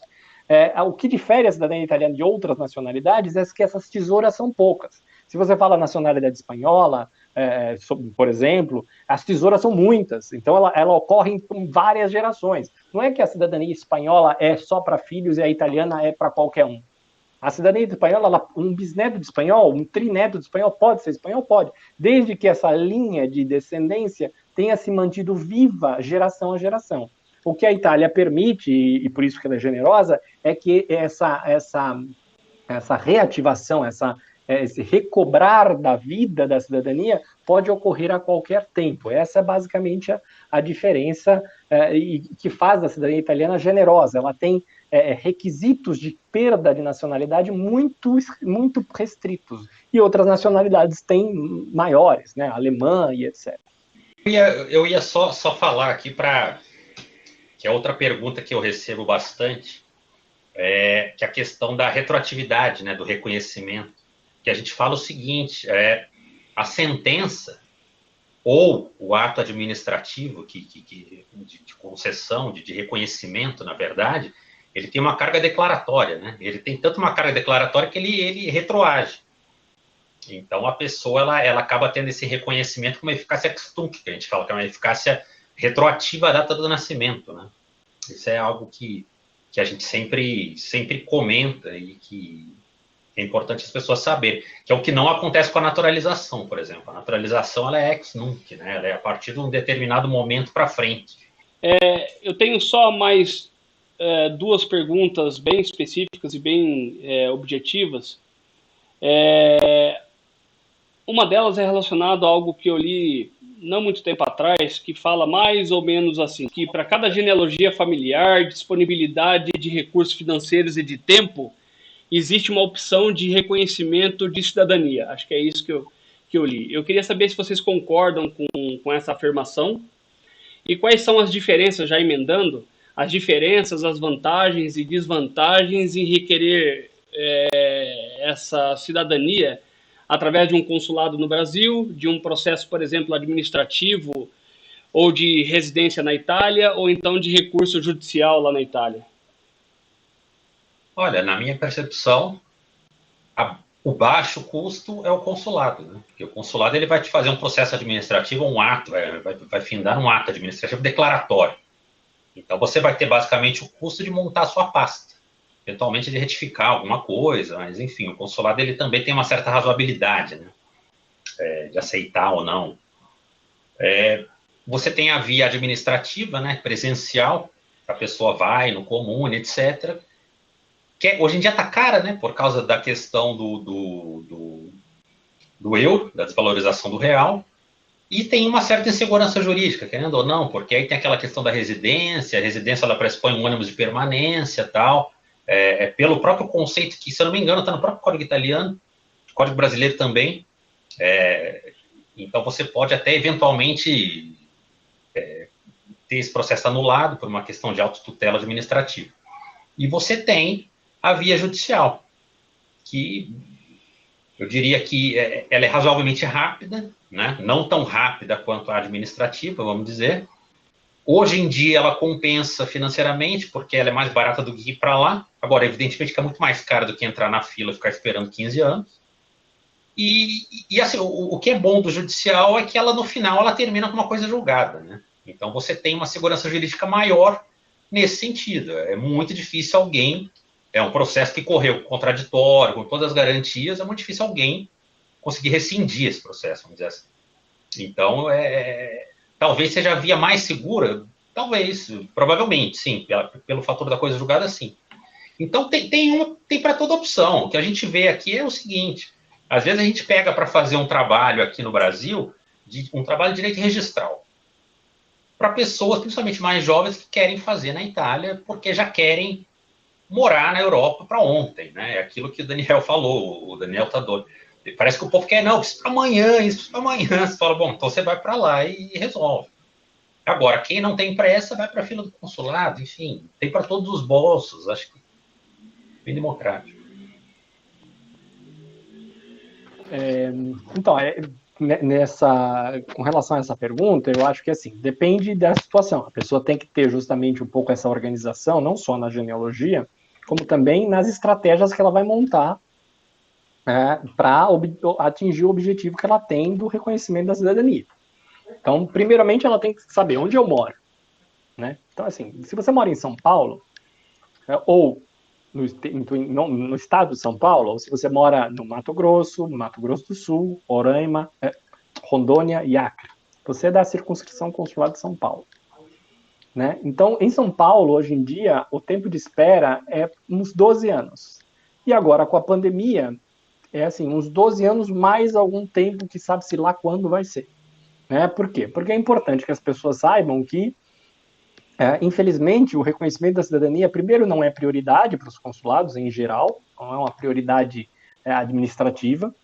Existem problemas com relação à distribuição de recursos. Antes, faltavam recursos. Agora, o problema não são recursos, embora os consulados continuem dando essa desculpa. Por que não são recursos? Porque, desde 2014, a cidadania tem uma taxa para ser feita para cada maior de idade, são 300 euros, né? E consulados como o de São Paulo já arrecadou milhões e milhões e milhões e milhões de euros. Nós estamos falando coisa de 15, 16 milhões de euros desde que começou a ser cobrada essa taxa. Ou seja, dava para ter construído prédios aqui no Brasil para fazer linhas de montagem de cidadania italiana. Recurso tem hoje absolutamente abundantemente. Obviamente que depois foi criado isso para isso ser revertido, para ser feito mais rápido o reconhecimento da cidadania, mas esse dinheiro entrou no tesouro, ele encontra sempre algum lugar para ir que nunca é o seu objetivo. Porque, obviamente, quando fizeram a lei, não vincularam essa verba para que ela foi criada. Aí depois de um tempo, desses 300 euros voltam 90, mas aí, obviamente, os consulados usam esse valor até para comprar papel higiênico, enfim, isso quem me segue eu já falei sobre isso muitas vezes. Então o problema não é nem dinheiro. Mas voltando sobre essa questão, ou seja, em São Paulo são 12 anos. Em outros consulados é menos? Eu, por exemplo, no Nordeste, em Recife, talvez, se não fosse a pandemia, estaria demorando menos de 2 anos. Então, você tem uma outra estratégia, né? Obviamente que agora com a pandemia, talvez vai durar 4, 5 anos, é difícil de prever, porque é impossível dar uma estimativa concreta, tal consulado demora tanto tempo. Isso quem disser e te garantir que vai acontecer em tanto tempo está mentindo, porque é impossível ter essa noção. Depois, a via administrativa, residindo na Itália, como o doutor Gabriel estava dizendo, eu acho hoje em dia uma aventura complicada, né? Não que seja impossível, a não ser que a pessoa pense o seguinte: eu vou e não tem problema se eu demorar 5 meses, 6 meses, 8 meses, eu vou porque eu quero viver na Itália, vou vivenciar, lá eu me viro, né? Agora teve até uma mudança legislativa que talvez permita que a pessoa trabalhe, né? Então, temos uma outra configuração, mas isso se aplica, sobretudo, a pessoas que não têm o seu trabalho, ou seja, elas estão mais free rider, né? No sentido que, normalmente, pessoas mais jovens, né? Que elas podem, ou pessoas mais velhas que já se aposentaram, a pessoa precisa dispor de tempo, né? E se a pessoa for achando que em 15 dias ela resolve, ela vai ser muito facilmente presa para aproveitadores. Então, tem que tomar muito cuidado nessa cidadania por via administrativa na Itália, porque ela pressupõe residência. E residência na Itália é uma coisa séria, não é como no Brasil. No Brasil, residência é uma continha de água e luz no telefone. Na Itália, não é assim. Então, as pessoas têm que tomar muito cuidado com essa questão da residência. Então, a não ser que ela possa permanecer de fato residente, é algo que eu desaconselho atualmente. E fora que, em tempos agora de pandemia, sabe-se lá quando nós vamos poder sair do Brasil. Nós estamos meio que presos aqui agora, né? Então, ainda bem que o país é bem grande. Então, é uma prisão agradável, né? Para quem gosta, eu gosto, né? Então, nós estamos nessa situação. E depois de uns anos para cá, que talvez se conecte um pouco com a sua pergunta anterior, de uns anos para cá tem a opção judicial, que ela não existia. Talvez ela sempre existiu na potência, mas ela não existia na prática. Começou em 2009 com a decisão da Corte de Cassação na Itália, né, sobre a questão da cidadania por via materna, né, das descendentes de mulheres italianas, e depois isso foi, antes eram só esses casos, e depois, obviamente, se abriu uma outra linha interpretativa com relação ao descumprimento dos consulados do prazo de 2 anos, que é o prazo legal para o reconhecimento da cidadania, e aí se abriu essa seara por via judicial, que, como o doutor Gabriel disse, do ponto de vista da segurança, é a melhor. Né? Então, hoje, né, se minha mãe não tivesse me registrado em 1984, e eu nasci bem antes de 84, hoje, se eu fosse descendente e não tivesse a cidadania reconhecida, o caminho judicial com certeza seria o que eu escolheria, né? E por quê? Porque ele te dá essa segurança, ele é uma coisa julgada, o juiz disse, não há funcionário consular que vai dizer, mas eu acho que o sobrenome está errado. Não tem isso, o juiz disse, fulano é cidadão italiano. Acabou. Não há mais discussão sobre isso, né? É coisa julgada, como ele disse. Então, e a via judicial tem uma outra questão, ela pode envolver várias pessoas da família, né? Ou seja, você coloca a tua família quase inteira. O limite não existe um limite nominal, numérico, né? Obviamente, talvez o limite do bom senso. Aí cabe os advogados talvez esclarecerem esse ponto. Mas a via judicial, ela te traz uma segurança jurídica muito grande e vai ter uma análise prévia dessa documentação. Porque o problema é que, até se o consulado não demorasse tanto tempo, qual o problema dos consulados? Infelizmente, quem me acompanha sabe, porque eu já escrevi muito sobre isso. É uma mentalidade que eu chamo de mentalidade obstrucionista. E a mentalidade obstrucionista dos consulados é o seguinte, você nunca sabe a análise que eles vão fazer. E eu sei porque eu já trabalhei no consulado. Então, já vi casos de pessoas que chamavam-se, a família era Maniero e virou Marinheiro, e já vi pessoas por causa de um L e o consulado não aceitou. Então, assim, é uma coisa imprevisível. Uma discricionariedade excessiva, né? Absolutamente discricionária. Não deveria ser, né? Porque na via administrativa a discricionariedade deveria ser quase nula. Exato. Mas, infelizmente, tem por uma questão de lacuna normativa, e a gente poderia discutir isso num outro momento, os consulados acabam sendo uma caixinha de surpresas, né? Fora que, dos 7 consulados que existem no Brasil, 2 consulados, que é o consulado de Belo Horizonte e de Rio de Janeiro, nem mesmo você consegue entrar na fila. Por quê? Porque existe, o que eu também já escrevi no meu site, a loteria da cidadania. Né? A pessoa tem que se agendar online, um agendamento que é quase impossível, que é como uma loteria. E aí, obviamente, que o cônsul, quando dito, mas é muito difícil, aí o que ele diz? Mas tem quem consegue. Mas é óbvio, a Mega Sena alguém acerta. Né? A loteria alguém acerta. Mas você tem milhões que não acertam. Então, assim, os consulados que fazem o sistema online, eles conseguiram uma ótima ideia para dizer, eu não tenho fila. É óbvio que você não tem fila, você não deixa a pessoa entrar na fila. Então, você não tem fila. É o represamento de demanda mais eficaz que tem. Por quê? Porque, além de tudo, as pessoas continuam dizendo, não, mas no Rio não tem fila. É óbvio que não tem fila. Se você não deixa a pessoa entrar, a pessoa vai chegando na calçada da fila, você dá uma rasteira nela para fora, ela nem consegue entrar na fila. Né? Então, é uma maravilha. É a fila fantasma. As pessoas ficam rodando por cima do consulado sem poder entrar na fila. E aí, a via judicial é, obviamente, o caminho mais adequado. Então, hoje em dia, para quem pode pagar, né, infelizmente não é para todos, mas também cidadania é uma coisa cara em qualquer situação, até via consular ela é cara, né? E eu aconselho a via judicial, com certeza. Nós falamos aqui um pouquinho, numa outra pergunta aqui, num outro tópico, nós falamos a respeito da influência aí do Covid-19, né? Que vai agregar algum tipo de prazo adicional nesses processos, independente de qual for a escolha, enfim. Mas, independente disso, se eu quiser começar um processo hoje, eu consigo? Em plena pandemia? Consegue. O judicial consegue. O judicial está funcionando normalmente, vamos dizer, o Tribunal de Roma, a gente está propondo, essa semana a gente já fez várias proposituras já. O judiciário brasileiro também, vamos dizer, que faz parte desse momento pré, né, também está funcionando. Evidentemente que o judiciário brasileiro é uma caixinha de surpresa, né? Tem locais que você faz um processo de retificação em um dia. E o promotor, ele não pede exigência nenhuma. Tem lugares que o promotor ele pede uma quantidade de exigência que, na verdade, ele quer que você vá embora. Né? Então, ele também é um obstrucionista. É uma coisa que é estranha, até, porque não tem motivo. A pessoa tem direito de fazer uma retificação. Mas o Tribunal de Roma... Tem até casos de retificação em que eu já vi alguns casos que eles pedem a autorização de todos os descendentes. Você imagina, uma pessoa que viveu de 1870 a 1930, ele pode ter hoje em dia facilmente 130 descendentes. Imagina encontrar 130 pessoas para pedir autorização.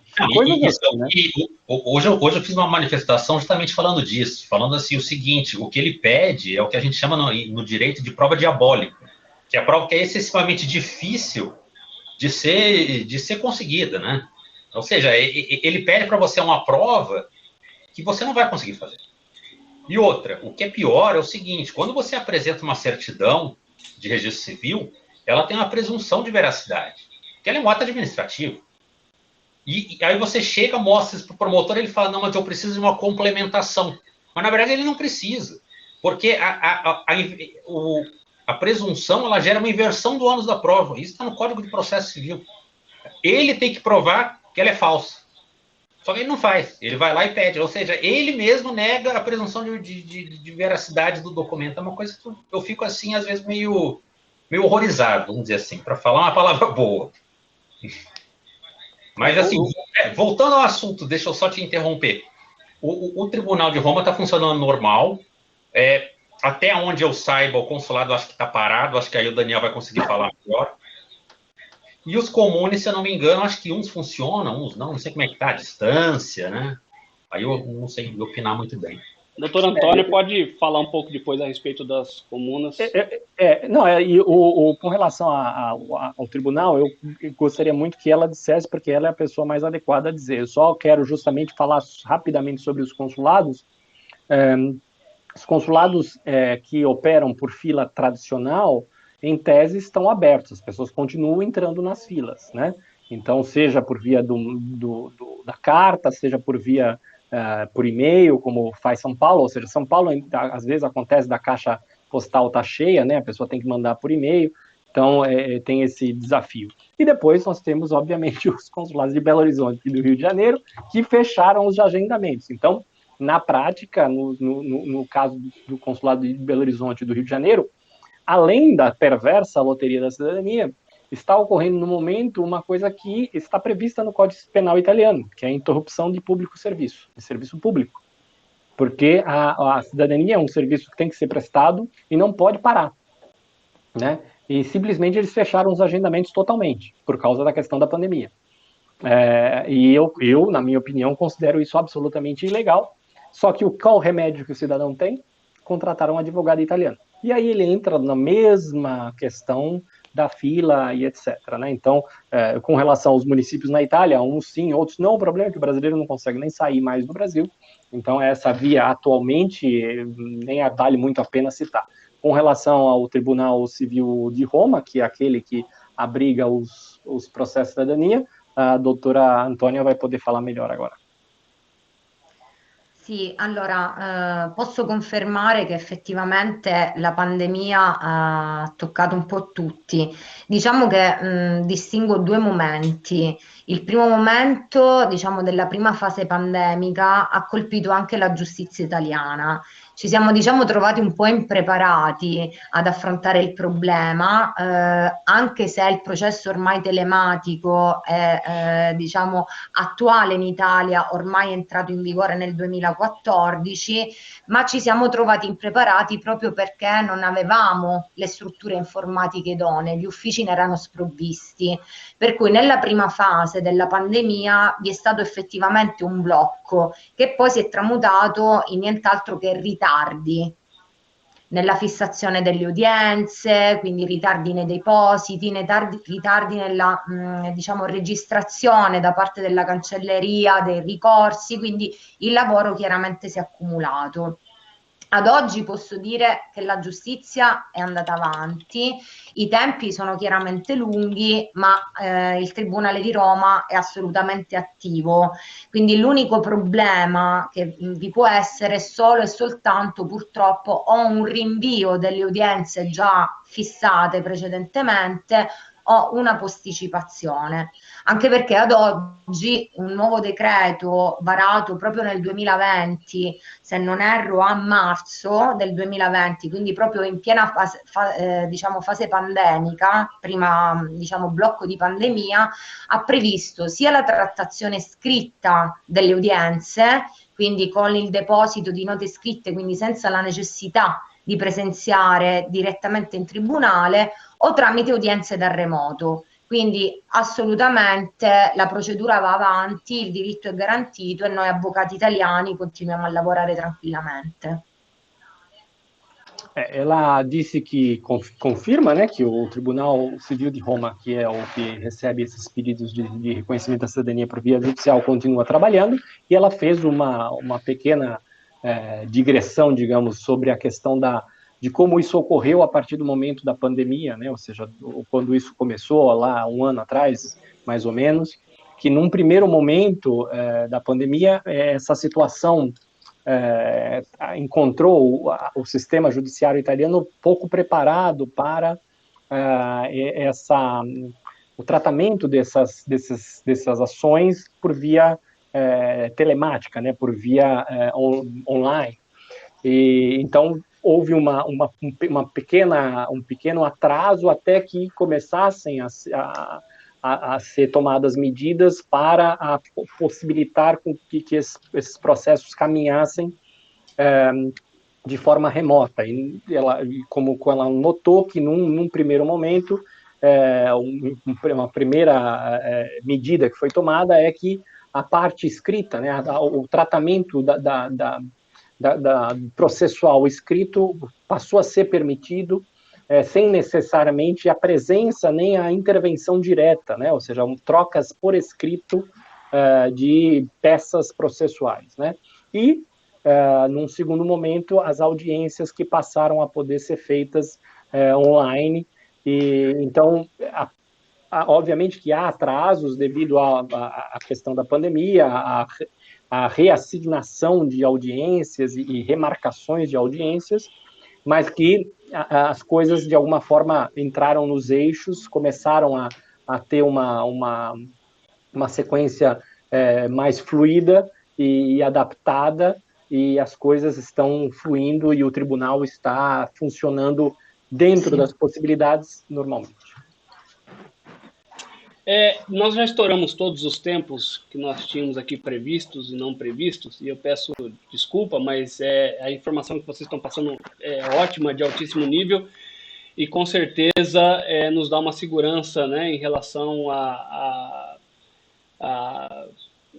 veracidade, né, de tudo. Então eu acho bem propício, e eu gostaria de encerrar, mas fazendo a última pergunta, que é bem simples, da Lisa Maria, que está nos acompanhando, e ela fala que o processo judicial dela foi deferido, porém o Estado entrou com recurso devido à grande naturalização. E ela gostaria di sapere come estão esses recursos. Allora sì, diciamo che ci troviamo di fronte spesso a delle, diciamo, opposizioni da parte dell'Avvocatura dello Stato.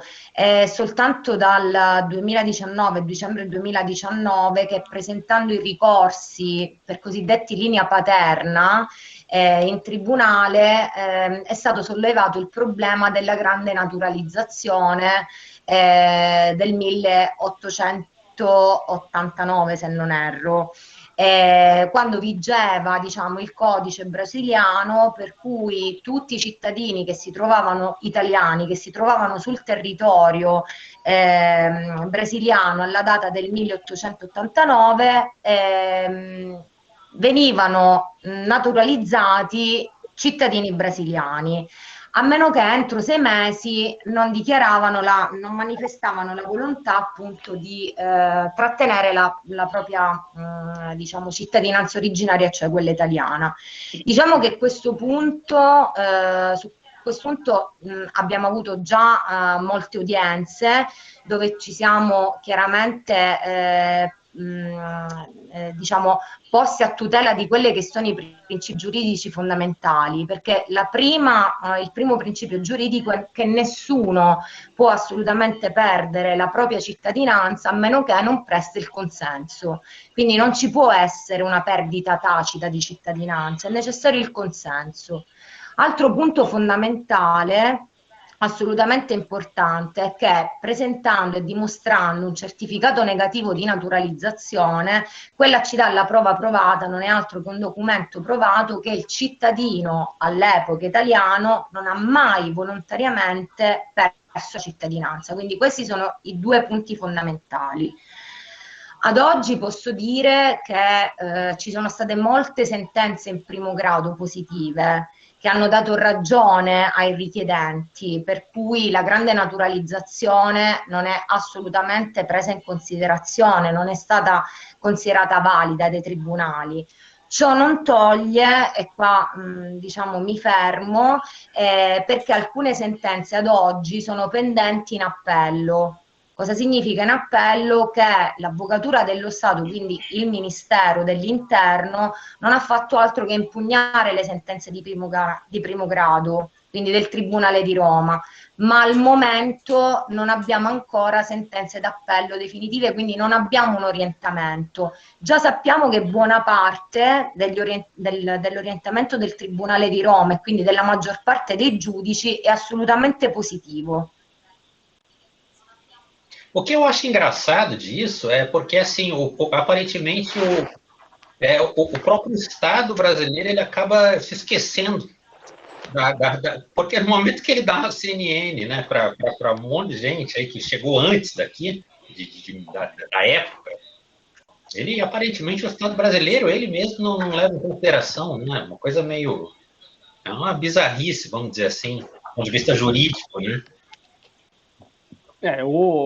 A doutora Antônia, ela fez um pouco também, explicando um pouco o que é a grande naturalização, dizendo que, ou seja, todos os estrangeiros, no caso aqui específico dos italianos, que se encontravam no território brasileiro em 1889, porque isso tem a ver com a proclamação da República e enfim, a vontade do governo republicano de alguma forma integrar os estrangeiros que estavam em território nacional, e tem outros elementos também com relação à grande naturalização.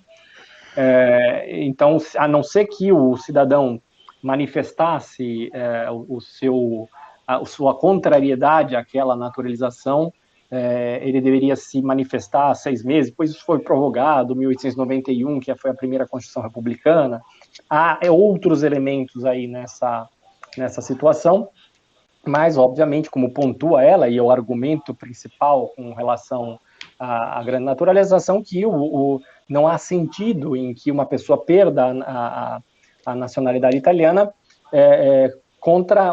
onde não há concurso de vontade, ou seja, em que ele não tenha apresentado de alguma forma a intenção de se naturalizar brasileiro, né? Então, a naturalização tácita, né? Ou seja, em que ela ocorre mesmo sem a manifestação de vontade do cidadão, ela em si é uma aberração que não deveria ser tomada em conta pelo ordenamento jurídico italiano. Então, a argumentação é essa. Obviamente que a advocacia do Estado, né? Então, a advocacia do Estado, o que são os advogados que representam o Estado, no caso, por exemplo, o Ministério do Interior, que é aquele envolvido nas temáticas relacionadas à cidadania. O advogado do Estado, obviamente, ele quer quer tomar decisões e manobras protelatórias, ou seja, tentar fazer com que esses processos demorem mais. Todas essas sentenças foram julgadas procedentes, ou seja, foram deferidas, digamos assim, no primeiro grau, né, na primeira instância, porém a advocacia resolveu recorrer de algumas delas, e isso foi por uma questão processual necessária, né, independentemente do mérito da questão da grande naturalização, por uma questão processual, essa sentença ela tem que ser analisada num grau seguinte, e ainda não houve nenhuma decisão após esses apelos feitos pela Advocacia do Estado. Então, aguardamos. Infelizmente, de fato, esse elemento trazido pela Advocacia do Estado na Itália acabou que atrasou para muitas pessoas que se encontraram nessa situação, e não só essa situação da grande naturalização, como em alguns casos também um argumento que eu também considero bastante teratológico, bastante absurdo, que é da questão do filho do antecausa, ou seja, a geração seguinte nascida no Brasil antes de 1912, em que ali poderia ocorrer uma perda da nacionalidade italiana, porque essa criança nasceu no Brasil e também era brasileira por direito de solo, né? Que aí é um outro tema e que também está na mesma situação, digamos assim, da grande naturalização.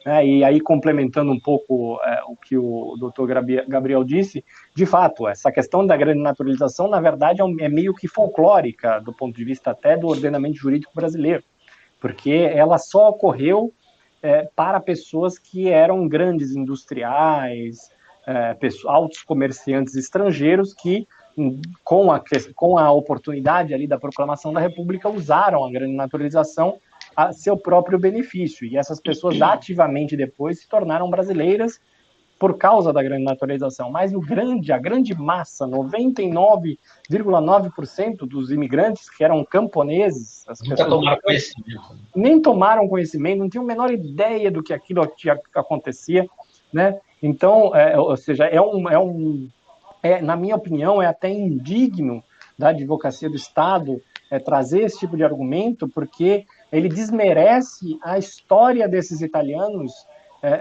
que estavam trabalhando para sobreviver. Eles não estavam trabalhando porque eles estavam passando a turismo no Brasil. São pessoas que foram expulsas pela fome da Itália, né? Ou seja, pela carestia, total ausência de recursos. Então, essas pessoas se encontravam em colônias, em fazendas. Ou seja, não havia... Em 1889, as pessoas hoje em dia perderam um pouco essa referência, mas só para ter uma ideia, o rádio no Brasil, ele começa a se popularizar no fim da década de 1920. Nós estamos falando de 1889. As pessoas não tinham acesso a nenhum meio de comunicação. Grande parte era analfabeta. Então, imagina que essa questão da grande natureza chegou como nas colônias e nas fazendas. Isso não existia. Essas pessoas não tinham a menor ideia do que estava acontecendo. E essas pessoas, o incrível de tudo de fato, tem a questão da certidão negativa de naturalização, que deveria ser prova suficiente, embora eu, como pesquisador e conhecedor, modéstia à parte dessas situações, eu sei que a certidão negativa de naturalização, ela na verdade, é a seguinte, eu não encontrei, não significa que não exista naturalização, né? Então, ela a gente já viu vários casos, já que a base de dados é extremamente lacunosa, cheia de problemas, então é um documento assim que ele tem uma capacidade probatória do ponto de vista analítico de quem conhece o documento bastante baixa, mas isso também é um problema que a Itália não tem que entrar nesse mérito, tá dado, né? E depois... E presunção de veracidade também, até para ser um ato administrativo. Exatamente. Né? E depois a grande maioria desses italianos continuaram a vida inteira como italianos, morreram como italianos. Como é que você diz que uma pessoa dessa, 100 anos depois, vai dizer, não, ele era brasileiro por causa da grande naturalização? Ele nunca nem soube disso, né? Então, é um argumento complicado. Mas tá nesse jogo e cabe aos advogados apresentar... Isso, e eu acredito que vai ser só protelatório. Uma hora ou outra vai ter essa decisão e isso vai, esperamos, né, ser colocado, isso vai ser só uma questão do passado. Ok, poxa vida. Bom, nós pretendíamos aqui torturar mais a doutora Antônia, que está lá na Itália, lá já passou, ela está quase no horário de levantar já, mas eu queria agradecer imensamente a presença de vocês três aqui, pelas informações que vocês deixaram aqui para todos que estão nos acompanhando ao vivo, inclusive agradecemos a você que está nos acompanhando. Outras pessoas vão ter acesso a esse material também, em diversas redes, então, muito obrigado mesmo pelo que vocês falaram aqui hoje. Tá? Tanto o contato do escritório Canizaro Hoff estarão na edição desse vídeo, os contatos do Daniel também estarão disponíveis, e gostaríamos de encerrar agora essa live, dando esse agradecimento, essa boa noite, e até a próxima, ok? Muito obrigado vocês aí pela participação. Um abraço, gente, até mais. Grazie a tutti, grazie Daniel per avermi aiutata, grazie. Un piacere. Buonanotte, almeno io vado a letto. Tchau, gente, boa noite, bom final de semana. Boa noite, gente. Tchau, valeu.